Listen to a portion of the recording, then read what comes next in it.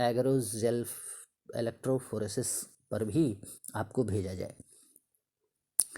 तो कहने का मतलब ये है कि हम इसकी कटिंग के लिए क्या करते हैं, स्पेसिफिक लोकेशन पर डीएनए की कटिंग के लिए हम लोग एंडोन्यूक्लियेज रिस्ट्रिक्शन एंडोन्यूक्लियेज एंजाइम का सहारा लेते हैं। इसके बाद आता है रिकॉम्बिनेंट डीएनए का फॉर्मेशन। और रिकॉम्बिनेंट डीएनए के फॉर्मेशन के लिए डीएनए की कटिंग के बाद हम डीएनए को जो है वो ट्रांसफ़र कराते हैं एक कॉम्पिटेंट होस्ट में। और कॉम्पिटेंट होस्ट में डीएनए के ट्रांसफ़र कराने के लिए हम लोगों ने वेक्टरलेस जीन ट्रांसफ़र पर चर्चा की थी, जिसमें माइक्रो इंजेक्शन को हमने प्रीवियसली किसी वीडियो में डिस्कस किया हुआ है। इलेक्ट्रोपोरेशन एक टेक्निक है। केमिकल मीडिएटेड जीन ट्रांसफ़र, जिसमें हम लोग पॉलीइथिलीन ग्लाइकॉल जैसे केमिकल का सहारा लेते हैं।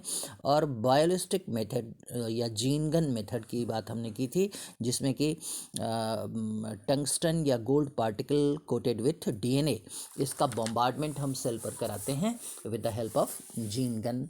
ये हमने पहले ही डिस्कस कर दिया है।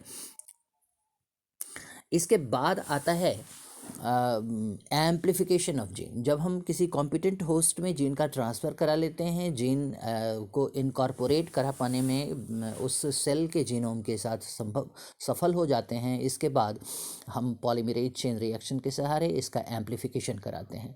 और इस पॉलीमरेज चेन रिएक्शन के बारे में हमने कल के ऑनलाइन क्लास में मैंने आपको बताया था। कैरे मुलिस ने 1985 में इस पॉलीमरेज चेन रिएक्शन को सबसे पहले इन्वेंट किया था।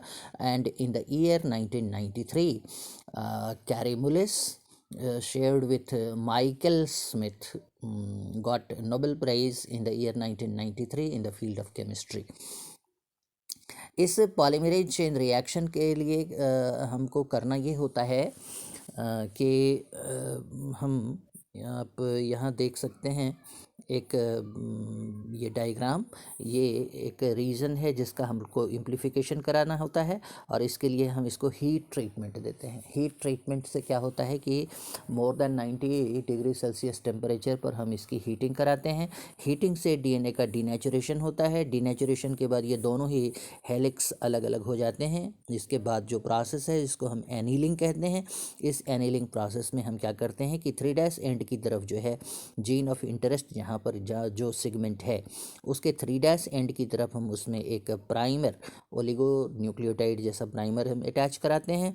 और इसके बाद डीएनए पॉलीमरेज एंजाइम के सहारे हम प्राइमर के आगे जो कॉम्प्लीमेंट्री न्यूक्लियोटाइड है इसको हम वहाँ पर ऐड करवाते हैं, उसका पॉलीमराइजेशन करवाते हैं, जिससे क्या होता है कि डबल स्ट्रैंडेड डीएनए का फॉर्मेशन हो जाता है।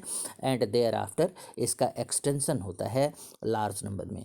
यहाँ पर टेक पॉलीमरेज जैसा एंजाइम इम्पॉर्टेंट एंजाइम है, इसलिए कि इस पूरे के पूरे प्रोसेस में कई बार टेम्परेचर जो है वो बहुत बढ़ जाता है। और ऐसे में आपको पता है कि जो भी एंजाइम यहाँ काम कर रहा होता है, देखिए वीडियो बढ़ रहा है, थोड़ा सा लंबा हो रहा है, इसलिए मैं इसको यहीं कट शॉर्ट कर